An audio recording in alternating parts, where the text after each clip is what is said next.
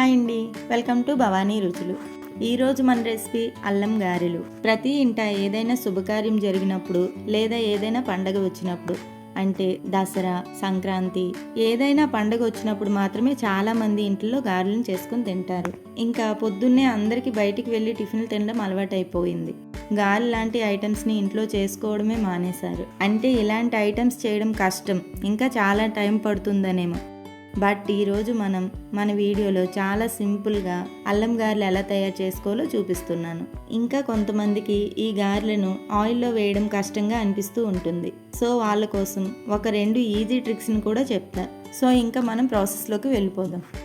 ముందుగా ఒక గిన్నె తీసుకొని దానిలో 1 గ్లాస్ మినపప్పును తీసుకోవాలి. నేను తీసుకున్న ఈ క్వాంటిటీకి 12 నుంచి 15 గారెల దాకా రెడీ అవుతాయి.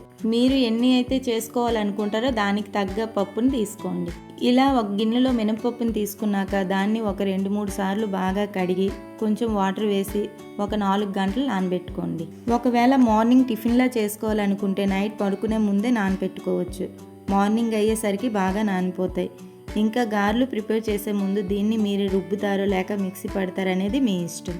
బట్ మినపప్పుని నీట్గా గ్రైండ్ చేసుకోవాలి. గ్రైండ్ చేసేటప్పుడు వాటర్ ఎక్కువ వేయొద్దు, ఎందుకంటే వాటర్ వేస్తే పిండి పలచబడిపోతుంది.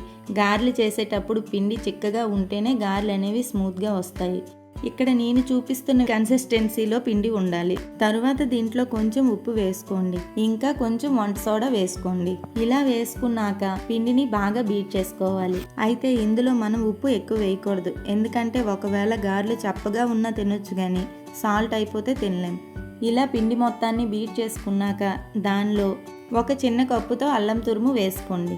మనం అల్లం గారెలు చేస్తున్నాం కాబట్టి కొంచెం అల్లం ఎక్కువే పడుతుందండి. ఇంకా 4 చిన్నగా కట్ చేసుకున్న పచ్చిమిర్చి, దాంతోపాటే కట్ చేసుకున్న కరివేపాకుని వేసుకోండి. వేసుకున్న తర్వాత ఒకసారి బాగా కలుపుకుంటే గారెలు వేసుకోవటానికి పిండి రెడీ అయినట్లే. ఇప్పుడు ఒక స్టవ్ పైన ఒక కడాయిని పెట్టుకోండి. దానిలో గారెలు మునిగేంత వరకు ఆయిల్ వేసుకోండి. ఆయిల్ బాగా వేడయ్యాక గారెలు వేసుకోవాలి. ఇప్పుడు చేత్తో ఎలా గారెలు వేయాలో మీకు చూపిస్తాను. ఇప్పుడు ముందుగా మన చెయ్యిని బాగా తడుపుకోవాలి. తడిగా ఉన్న చేతితోనే పిండిని పట్టుకోవాలి, ఎందుకంటే చేతులు తడిగా ఉన్నప్పుడే పిండి మన చేతికి అంటుకోదు. మనం మీడియం సైజ్ గారెలను వేయాలనుకుంటాం కాబట్టి దానికి తగ్గట్టు పిండిని తీసుకొని ఇలా వేలపై స్ప్రెడ్ చేసుకొని బొటన వేలుతో మధ్యగా చిన్న హోల్ చేసుకోవాలి. ఇలా చేసుకోవడం వచ్చేస్తే ఆయిల్లో వేయడం చాలా సింపుల్. ఇక్కడ మన ఆయిల్ కూడా బాగా వేడైపోయింది. సో ఇప్పుడు ఒక వాయి మన చేతితో వేసుకుందాం. మన చేతిలో ఉన్న పిండిని మెల్లగా దీంట్లో వేసుకోవాలి, ఎగ్జాక్ట్గా నేను చూపిస్తున్న విధంగా. ఒక వాయికి ఎన్ని గారెలు అయితే పడతాయో అన్నీ వేసుకోండి.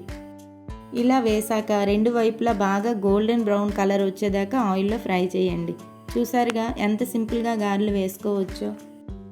అయితే ఇప్పుడు చేతులతో గారెలు వేయలేం, చేతులు కాలుతాయి అనే భయం ఉన్న వాళ్ళు చేతులతో కాకుండా మన ఇంట్లో వాడే టీ జాలీతో కూడా వేసుకోవచ్చు. మన చేతులపై పిండిని ఎలా అయితే స్ప్రెడ్ చేసామో సేమ్ అలానే ఈ టీ జాలీపై కూడా స్ప్రెడ్ చేయాలి. చేసి మధ్యలో ఒక చిన్న హోల్ పెట్టి దీన్ని మెల్లగా తిప్పి ఆయిల్లో వేసుకోవాలి. అంతే అండి, మన చేతితో వేస్తే ఎంత బాగా వస్తాయో ఈ టీ జాలీని యూజ్ చేసినా అంతే బాగా వస్తాయి. ఇంకా ఎక్కడైతే చేతులు కాలుతాయి అన్న భయం కూడా అవసరం లేదు. అంతే అండి, చూసారుగా గారెలు వేసుకోవడం ఎంత సింపులే కాదు, చాలా టేస్టీ ఇంకా క్రంచీగా కూడా ఉంటాయి. దేవునికి నైవేద్యంగా కూడా ఈ అల్లం గారెలను సమర్పిస్తూ ఉంటారు. లేదా ఈ గారెలను మీకు నచ్చిన చట్నీతో తింటే సాఫ్ట్గా భలేగా ఉంటాయండి. వీడియోని చివరి వరకు చూసినందుకు చాలా థ్యాంక్ యూ ఫర్ వాచింగ్.